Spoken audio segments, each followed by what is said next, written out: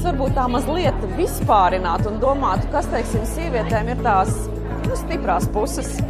Man tomēr gribētos teikt, ka manām pieredzē sievietes vienmēr izceļās ar mazliet attīstītāku tādu emocionālo inteliģenci, ar spēju labāk saprast cilvēkus, ar spēju varbūt labāk cilvēkus motivēt un vadīt.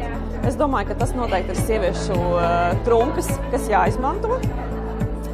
Un ja būtu jādomā, ko varbūt sievietēm vairāk attīstīt un kas varētu tas būt, tad es noteikti teiktu, ka vajadzētu vairāk domāt par pašnovērtējumu celšanu un pašapziņas celšanu.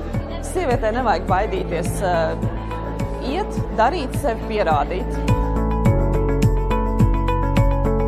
No vienas puses mēs esam ļoti līdzīgas, ļoti vienādas, ar līdzīgiem izaicinājumiem, līdzīgām problēmām, ar līdzīgiem iespējams mērķiem un idejām, bet no otras puses mēs katra esam unikāli un katrai pavisam citas lietas un pavisam citas idejas šķiet interesantas un aizraujošas.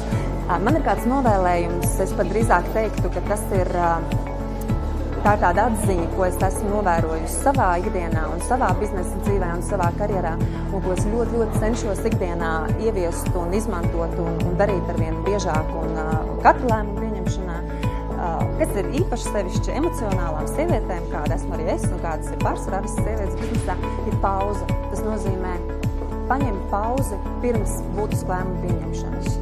Nekad nesasteigt lēmumus, īpaši lielus un nopietnus lēmumus, jo jūs vienmēr to nožēlosiet. Vienmēr nākošajā rītā šķiet, kāpēc es pārsteidzos, kāpēc es darīju tieši tā. Un jo ātrāk gribas atbildēt, jo lielāks ir šīs emocijas, tas ir kā zvans, kur vienmēr vajag atcerēties, jo ilgāks laiks ir vajadzīgs tā apdomāšanai un novešanai līdz racionālajam. Un tad viss būs kārtībā.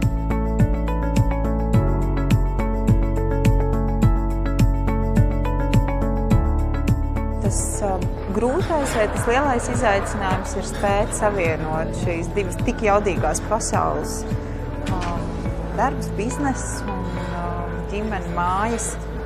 Un tas man kā sievietē ir lielākais izaicinājums. Es sievietēm novēlētu pieņemt domu, ka viņi ir aiz vīriešu, ka feminisma laikmets ir beidzies.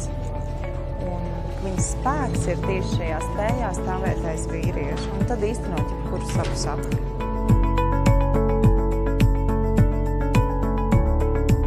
Ja ir vēlme, ja ir doma sākt, un es novēlu sākt uzreiz,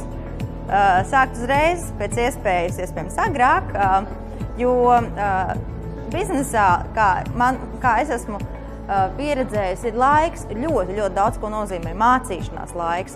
Es sāku uzņēmumu, kad man bija 22 gadi, un šobrīd uzņēmumu ir 10 gadi, un šos 10 gadus es ļoti daudz mācījusies. Un es domāju, ja es sāktu tagad, kad man ir 33 gadi, man arī paiet 10 gadi ļoti daudz ko mācoties. Tāpēc es teiktu, ja ir vēlme, ja šķiet, ka ir dzirkst un spēks kaut ko darīt, virzīt, to uzreiz sākt. Tā ir tāda, varbūt, pamat atbrīvoties no uztraukumiem, no bailēm, jo tās bieži vien ir tādas nepamatotas, un darīt un mācīties ļoti daudz no citu kļūdām, no savām kļūdām, analizēt kļūdas, izdarīt ātrāk, maksimāli visu sliktu un nepareizi kļūdīties, un tad maksimāli ātri tikt uz pareizās biznesa takas, jo ir vajadzīgs laiks, lai noformulētu, ko uzņēmums dara, lai saprastu klientu, un šis laiks ir ļoti vērtīgs mūsu dzīvē, tāpēc sākam uzreiz.